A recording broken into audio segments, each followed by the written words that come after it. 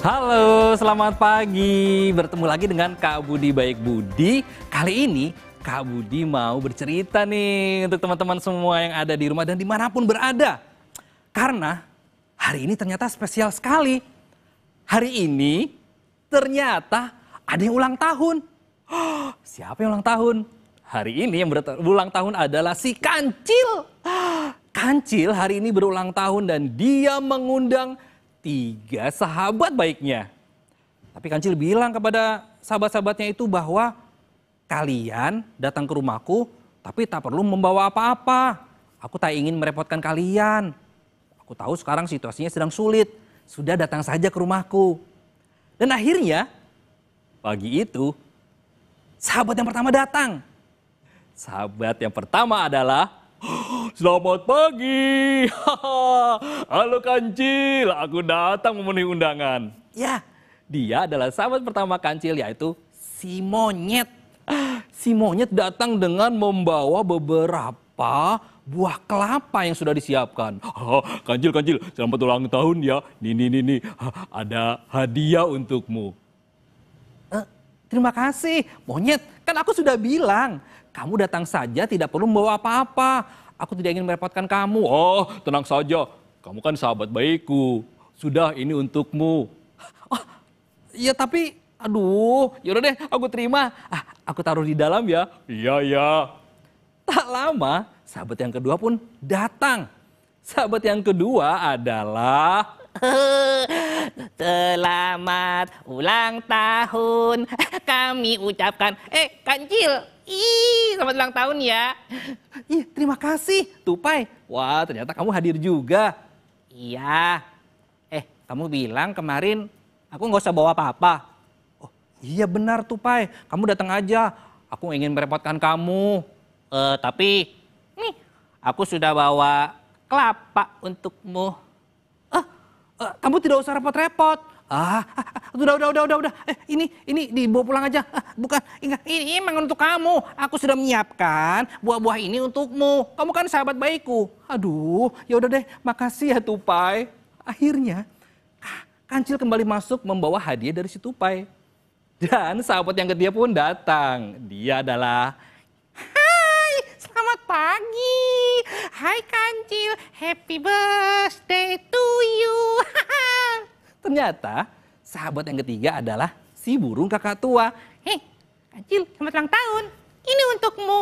Aduh, apalagi ini? Aku kan sudah bilang, kamu datang saja tidak perlu membawa apa-apa. Aku tidak ingin merepotkan kalian. Tenang saja, ini untukmu. Kamu kan sahabat baikku. Aduh, iya baik-baik, terima kasih ya kakak tua. Semua teman-teman Kancil membawakan hadiah masing-masing. Sehingga Kancil harus masuk ke dalam rumah dan menyimpannya. Di luar ternyata sahabat-sahabatnya itu mereka ngobrol dan terlihat suara yang sebenarnya sepertinya mereka sedang membicarakan sesuatu yang penting karena suaranya keras dan suara itu terdengar. Pokoknya yang aku kasih tadi adalah pisang terbaik dan itu adalah pasti hadiah yang paling berharga untuk si Kancil. Oh, enak aja. Aku jauh-jauh bawa kelapa yang sudah aku siapkan. Itu pasti hadiah yang paling berharga untuk Kancil. Enak aja. Tunggu. Aku juga kasih sesuatu yang berharga. Aku berikan kacang-kacang terbaikku untuk si Kancil. Pasti si Kancil paling seneng sama hadiahku. Sama hadiahku? Hadiahku sama aku. Bukan. Tiba-tiba Kancil keluar mendengar suara yang ramai tersebut. Teman-teman, ini ada apa? Kenapa kalian saling bertengkar? Tenang saja, udah Kancil, diam aja. Aku mau bilang bahwa hadiahku yang paling... hadiahku yang paling baik. Udah, Kancil, kamu diam dulu. Tapi teman-teman, diam dulu. Semuanya akhirnya beradu pendapat bahwa mereka bilang hadiahnya mereka yang paling baik. Oh, aku sudah memilihkan kelapa-kelapa yang sangat baik.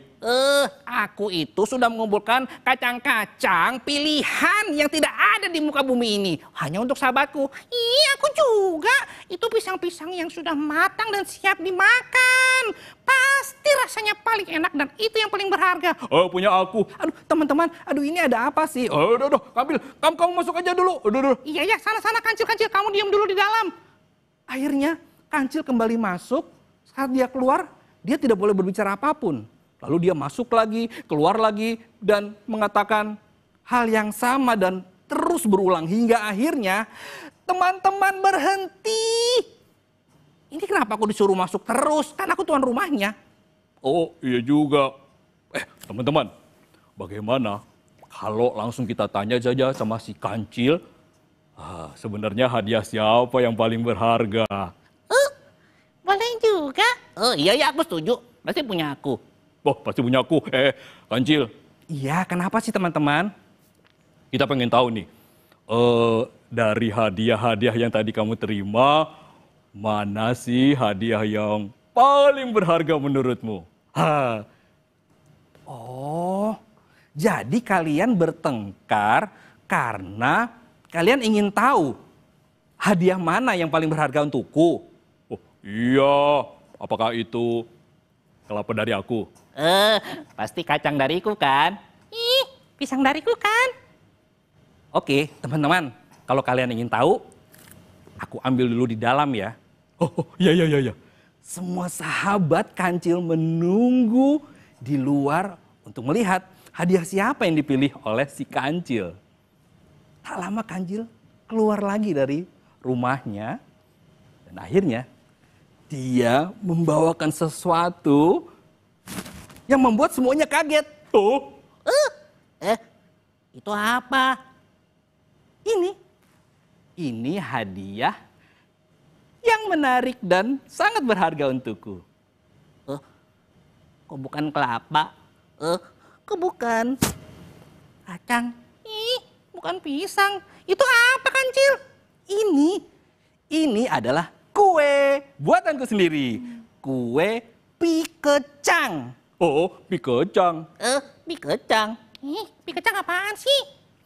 Teman-teman, kue ini istimewa karena kue ini berasal dari bahan-bahan yang istimewa.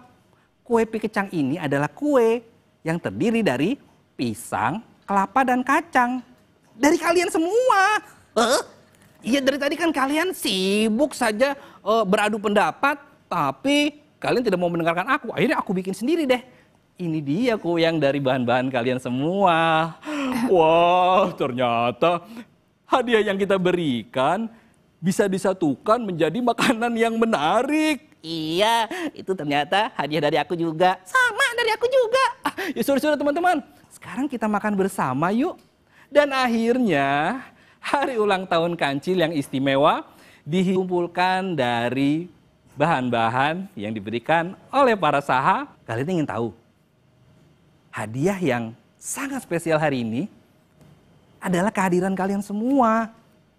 Iya, kehadiran kalian ke sini, ke rumah untuk bermain bersama tentu jadi hadiah yang sangat istimewa di hari istimewaku. Jadi kalian tidak perlu repot-repot.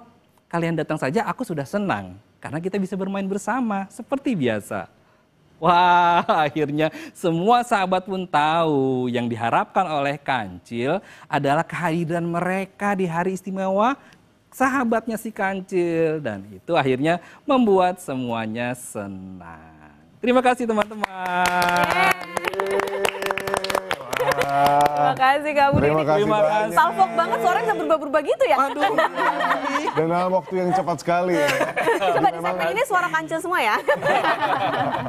Bisa refresh gitu. Nah, tapi saudara memang di sini sudah hadir bersama dengan kita komunitas Ayo Dongeng Indonesia yang telah berdiri sejak 2011. Dan di sini konsisten menghidupkan budaya mendongeng di masyarakat yang memang melalui ceritanya ingin memantik kembali nilai-nilai budaya, lalu edukasi juga di dalam cerita-ceritanya, Okta. Nah, mungkin kita mau tanya-tanya dulu nih. Hari ini dari Ayo Dongeng Indonesia siapa aja yang datang? Mungkin boleh perkenalkan diri masing-masing. Silakan. Di sebelah sana. Hai, aku Tiwi sebagai ketua komunitas Ayo Dongeng Indonesia. Di sini aku bersama teman-teman. Namanya siapa nih yang tadi cerita? Aku Kancil. Kancil. Aku Kak Budi Baik Budi sebagai salah satu pendongeng yang ada di komunitas Ayo Dongeng Indonesia. Oke, Kak Tiwi, Kak Budi, dan yang terakhir di sini sebelah aku. Aul. Oh, harus gitu. Oke, ekspresif sekali ya. Apakah unggah-unggur? Beda ya? Beda. Beda. Oke, Kak Aul di sini bersama dengan Kak Tiwi dan juga Mas Budi ya. Ya. Sudah hadir bersama kita Okta. Nah, kira-kira tadi kalau lihat Okta cerita tentang apa sih tadi? Nah, itu tadi soal ulang tahun tuh kenapa Kak Budi ngambil temanya soal ulang tahun? Kenapa saya memilih tema ulang tahun dalam cerita tentunya Mbak Okta? Karena ini juga sama nih spesialnya seperti yang dirasakan oleh teman-teman Kompas TV. Karena Kompas TV juga merayakan ulang tahun yang ke-14 kan? Betul. Udah remaja. Menarik ya, tadi ceritanya itu nggak cuma menghibur tapi juga kayak ada moral value-nya ya. Nah, itu apa sih Kak Budi? Apakah memang kalau dongeng itu selalu ada nilai-nilainya gitu, pesan-pesannya? Iya betul Mbak Okta. Jadi memang dongeng itu kan komunikasi ya. Tentu ada pesan yang ingin disampaikan. Nah tentu pesan-pesan itu karena audiensnya biasanya anak-anak, tentu harus pesan yang positif gitu, yang bisa membuat karakter mereka jadi lebih baik. Gitu. Oke, nah tadi apalagi bercerita soal ulang tahun. Nah, Ya. kira-kira kalau tadi kan mungkin ini pemikiran Kak Budi, Kak Tiwi atau mungkin Kak Aul di sini itu sebenarnya tema-tema unik ini bisa muncul dari brainstorming bareng-bareng di komunitas atau sebenarnya bisa lewat kreativitas masing-masing dan dituangkan ketika mendongeng? Sebenarnya sih bisa lewat kreativitas kita masing-masing ya, Kak. Karena kan pendongeng itu tiap individu punya ciri khas masing-masing, punya karakteristik masing-masing, kenyamanan masing-masing, kesukaan masing-masing. Jadi bisa disesuaikan dengan nyamannya kita gimana. Jadi kalau Kak Budi tadi bawain cerita tentang ulang tahun, nah kalau aku bawain belum tentu begitu karena aku nggak bisa banyak suara kayak Kak Budi.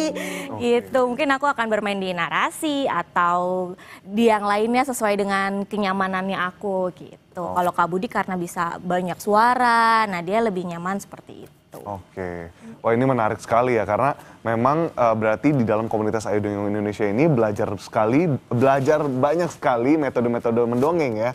Nah di sini mau tanya nih Mas Budi, Kak Tiwi dan juga Kak Aul, Ayo Dongeng Indonesia ini sudah dari 2011, udah berapa banyak sih anggotanya? Kita kurang lebih ada sekitar 200-an sih, Kak. Iya. Itu dari mana aja tuh? Dari seluruh Indonesia. Sebenarnya awalnya tuh kebanyakan dari Jabodetabek karena base kita di Jakarta. Tapi pas pandemi kan kita ada ini ya online terus kan. Nah, ternyata di luar tuh banyak banget teman-teman di luar daerah yang mau bergabung gitu. Tapi kita juga ada jejaring teman-teman di daerah gitu. Karena di daerah kan juga ada culture-nya masing-masing, budayanya masing-masing, keunikannya masing-masing. Jadi kita juga mendorong teman daerah juga membuat komunitas dongeng sendiri gitu. Jadi ada sisterhood-nya lah gitu. Ayo, dia tuh jejaringnya cukup banyak dari ujung ke ujung lah ya tiap Indonesia. Kalau Kompas punya kantor biro ini juga punya biro lain ya. Wah, Bisa. Berarti itu ratusan pendongeng. ada relawan ya, termasuk Kak Aul itu kan juga relawan. Nah, kenapa waktu itu terpikir untuk ikut di komunitas Ayo Dongeng Indonesia ini? Karena aku mau mengisi waktu kosong aku sih dari SMA. Sebelum masuk kuliah kan ada jaraknya ya. Jadi waktu itu karena kebetulan Ayodi ada FDII, Festival Dongeng Internasional Indonesia. Nah itu jadi aku ikut volunteernya mereka, terus dibikin nyaman sama mereka, jadi keterusan sama mereka. Udah berapa lama jadi bareng? Kurang lebih dari 2022. Berarti Tapi sebenarnya kenalnya udah dari 2019-an. Ya 2019. Nyamannya bukan nyaman lagi, Tokta. Udah ketempelan. Tapi good thing. Nah di sini Kak Aul sebenarnya tadi dari yang cuman sekadar ingin mengisi waktu luang. Nah akhirnya belajar apa aja sih sebagai volunteer di dalam Ayo Dongeng Indonesia komunitas ini?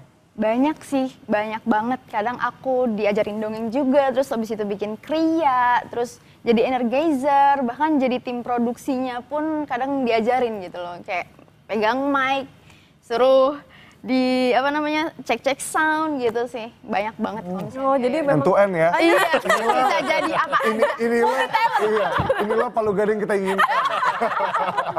Tapi pokoknya luar seru biasa. ya. Jadi nggak cuman storytellingnya itu tadi. Nah, Edwin dan juga saudara katanya komunitas ini juga sudah mengeluarkan buku, betul nggak Kak Ya. Dewi? Nah, apa tuh mungkin yang dibawa nih kayaknya? Yang aku bawa nih udah aku tenteng-tenteng. Kita ada 3 buku, mau 4 sih sebenarnya. Yang satu lagi soon ya, semoga bisa segera kita cetak.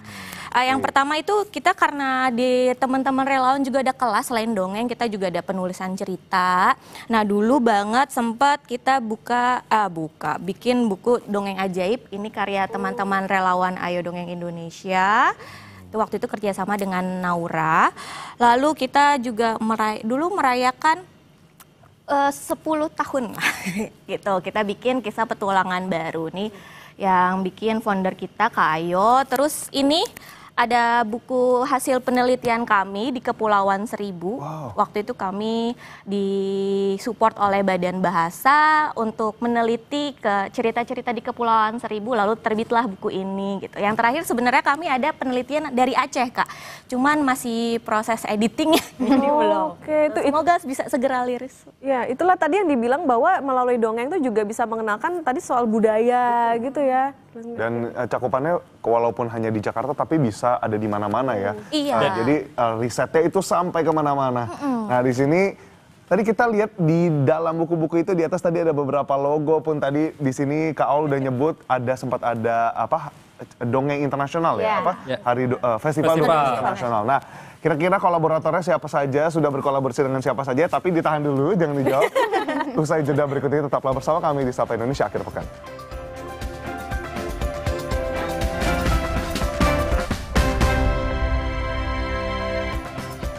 Kembali lagi di Sapa Indonesia Akhir Pekan, masih dengan Ayo Dongeng Indonesia. Nah, di sini kakak-kakak yang cheerful nih, bajunya juga udah warna-warni banget, Kak. Nah, ini berarti menunjukkan ada persona-persona yang dibawa. Kita pun pastinya ingin menunjukkan persona kita lewat dongeng. Nah, kita mau belajar, tapi sebelum belajar, tadi pertanyaannya sampai di kolaborasi yang pernah dilakukan. Kak Tiwi mungkin boleh dijelasin kolaborasi. Kalau kolaborasi kita banyak ya, apalagi teman-teman komunitas dongeng di tiap daerah itu. Kita tuh ada beberapa, bahkan kita pernah ngajain festival bareng Kak gitu. Jadi waktu ulang tahun ke-10 Ayo Dongeng Indonesia tuh kami mengajak teman-teman kita di daerah untuk ngadain festival di daerahnya masing-masing. Dan emang tiap tahun sih selain FDII teman daerah juga ngadain festivalnya sendiri gitu. Terus kita juga dari pemerintahan juga beberapa kali membantu untuk menyiapkan dongeng untuk belajar waktu zaman pandemi, dan teman-teman lainnya sih cukup banyak sih Kak, apalagi pokoknya yang di kegiatan dongeng literasi lah. Oke, ada festivalnya berarti artinya bisa buat semua umur dong. Kalau dongeng kan biasanya identiknya sama anak-anak gitu ya. Nah sebenarnya yang disasar sama komunitas ini apa sih? Kita sih maunya menyasar segala umur ya. Makanya dari itu di Ayo Dongeng Indonesia kita ada komunitas di dalam komunitas. Jadi ada yang emang untuk anak, untuk remaja dewasa. Bahkan kita beberapa kali berkegiatan di panti jompo untuk oma-opa dongeng di sana. Gitu. Jadi kami sih berharap dongeng ini bisa diterima di segala kalangan ya, karena kami pun sebagai relawan itu merasa dongeng itu banyak banget manfaatnya, nggak hanya untuk bonding antara ibu dan anak, tetapi untuk sebagai pribadi dewasa tuh kita menyalurkan emosi, kreativitas, bahkan setelah dongeng kalau kita ngelihat yang dengerin kita tuh bahagia tuh kayak nular gitu kan, kayak kecas lagi energinya. Oke, nah ini karena kita juga mau me-charge di sini ada Kak Okta sudah akan belajar dongeng bersama kita. Kata tadi Edwin mau mencoba jadi sama, kita berdua akan saling mencoba ya. Saling lempar. Nah, tapi kalau Mas Budi yang memang juga udah berpengalaman, Kak Tiwi di sini, Kak Aul juga pasti udah pernah berdongeng gitu. Kira-kira pertama-tama sebelum berdongeng kita harus apa sih? Harus mempersiapkan apa nih? Mungkin boleh di-guide through. Ya, pertama kali tentunya kita harus punya tujuan nih, Mas Edwin, Mbak Okta, bahwa tujuan aku mau mendongeng nih mau ngapain sih? Ngasih hiburan kah? Atau ngasih edukasi kah? Nah itu dulu, jadi kita sudah tahu goalnya apa. Lalu yang kedua yang juga tentunya jadi yang penting adalah cerita. Kita harus siapkan cerita kita. Gitu. Audiensnya siapa nih? Oh, anak usia dini. Berarti cerita-cerita yang dipilih yang sesuai dengan kategori usianya. Oh, anak yang lebih dewasa gitu. Sampai tadi yang ada cerita remaja dan dewasa misalnya. Nanti kita pilih ceritanya. Sudah sisanya itu natural aja harusnya gitu. Jadi suara, ekspresi, gesturnya baru. Oke. Nah, kalau tadi kan ceritanya soal apa hewan ya, fabel gitu Ya, kan. fabel, Nah mungkin betul. Edwin mau belajar jadi buaya? Boleh banget. Kalau buaya tuh gimana? Buaya yang hewan kan ya? Iya, iya. Ya lebih ke roti kayaknya, betul roti. Nah itu gimana tuh Kak, misalnya kita mau, misalnya Edwin jadi buaya, saya aku jadi kucing gitu. Ya, misalnya. misalkan kayak penentuan suara buaya ini mau Menggambarkan buaya kan buaya. menggambarkan iya gitu. Apakah berat? Nah itu penentuannya bagaimana? Betul, ya. Nah biasanya menarik nih cerita fabel itu kan artinya cerita yang tokoh-tokohnya semua hewan.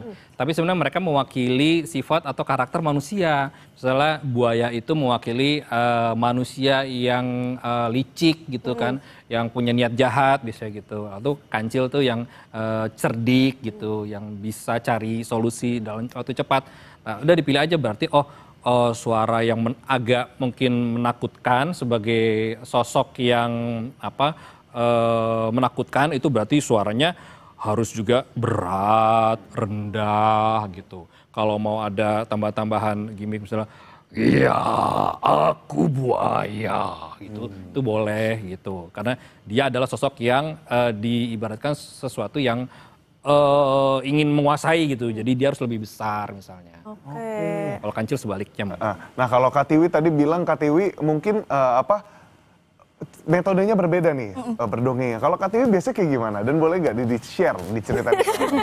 Kalau aku sih lebih nyaman karena dongeng itu adalah modalnya diri kita sendiri, ya aku pakai diri aku aja sih, jadi memanfaatkan. Biasa kalau aku tuh lebih mainin karena nggak bisa banyak suara di narasi gitu, jadi tonnya cuman tinggi rendah gitu. Karena kan walaupun cuma suara itu juga mempengaruhi untuk kita jadi apa ya namanya Kak Budi ya, membuat ditambah lah experience-nya gitu.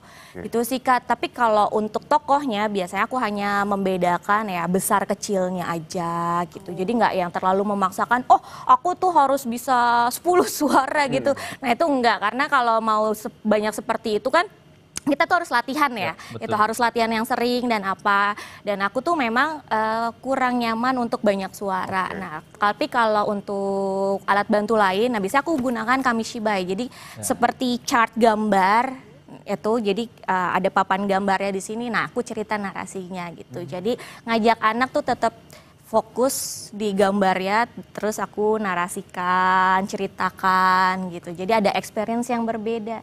Tuh, tapi ada juga sih teman-teman yang pakai tali, pakai origami, banyak banget sih metodenya. Tapi yang perlu diingat dongeng itu modalnya diri sendiri sih. Oke. Tuh, asal suka sama ceritanya, kita nyaman, pasti orang juga akan dengernya itu nyaman. Oke, berarti tadi origami dan kawan-kawan itu bagian dari kriya yang tadi Kak Aul sebut ya. Iya. Kalau Kak Aul sebagai volunteer pernah buat apa aja, lalu pernah mendongeng dengan apa kriya-kriyanya?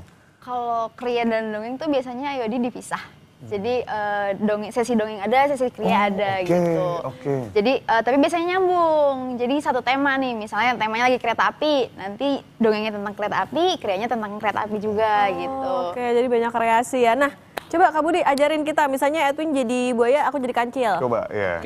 Oke. Suaranya gimana nih kira-kira? Jadi tadi sebenarnya udah tipsnya udah kasih tahu nih sama Kak Tiwi.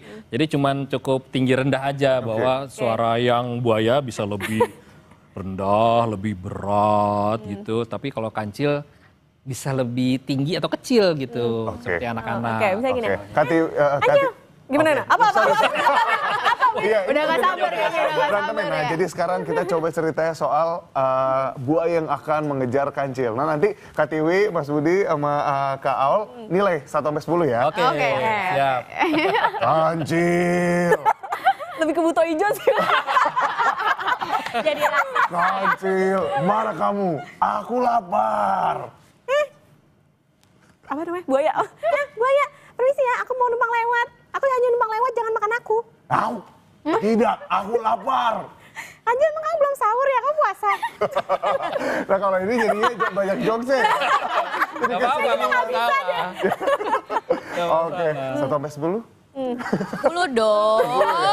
Soalnya dongeng itu tuh nggak ada bagus jelek ya sebenarnya. Semua orang pada dasarnya bisa mendongeng. Betul. Karena balik tadi dongeng itu adalah komunikasi. Iya. Semua orang pasti bisa berkomunikasi. Oke. Susah juga ya mikir cerita sambil ngeluarin suara yang beda gitu. Bener. Tadi apalagi Kak Budi gonta-ganti kan. Betul. Nah, saudara tadi sebagaimana disebut, dongeng itu bisa buat semua. Nah, mungkin boleh gak nih di-share? Kira-kira kalau mau gabung, kira-kira harus kemana? Dan mungkin tempat biasa ngumpul tuh di mana sih, Kak Tiwi? Kalau tempat biasa ngumpul kita di semua tempat ya. Ada kegiatan IOD-nya. Tapi kalau mau cek kegiatan kita atau jadi volunteer bisa cek di Instagram Ayo Dongeng Indonesia @ayodongeng_ind. TikToknya juga sama atau cek di YouTube kita Ayo Dongeng Indonesia. Nah itu ada beberapa rekaman Kak dari kegiatan Ayo Dongeng Indonesia. Terakhir kita ngadain konser dongeng tribute to Pemtok gitu 35 tahun beliau berkarya gitu dan ada kegiatan-kegiatan lainnya. Betul, kegiatan-kegiatan lainnya itu sebenarnya tadi tuh kalau ditanya sama Mas Edwin sama Pak Okta, gimana sih cara merubah suara atau gimana cara mendongeng gitu kan untuk siapapun. Nah, sebenarnya Ayo Dongeng Indonesia punya satu lagi wadah untuk memberikan tempat mereka yang ingin belajar dongeng. Lokal karya ya, workshop namanya Imaginatori. Kita nyebutnya kelas cerita Indonesia. Kebetulan saya jadi amanah untuk membersamai wadah itu. Jadi Sekolah Cerita Indonesia bisa nih kalau teman-teman yang mau belajar bisa langsung ke Imaginatori_id. Imaginatori_id. Sama juga Ayo Dongeng _IND. Oke, nih siapa tahu mau ketemu Kak Al di sini, Mas Budi dan juga Kak Tiwi dan menjadi pendongeng atau mungkin jadi penikmat dongeng dulu di awal-awal bisa langsung gabung di Ayo Dongeng Indonesia. Dan itulah hari ini saudara komunitas yang hadir bersama dengan kita di Sapa Indonesia akhir pekan. Terima kasih banyak kakak-kakak. Sama-sama. Saya Edwin Chan dan saya Putri Oktaviani pamit undur diri. Terima kasih, sampai jumpa.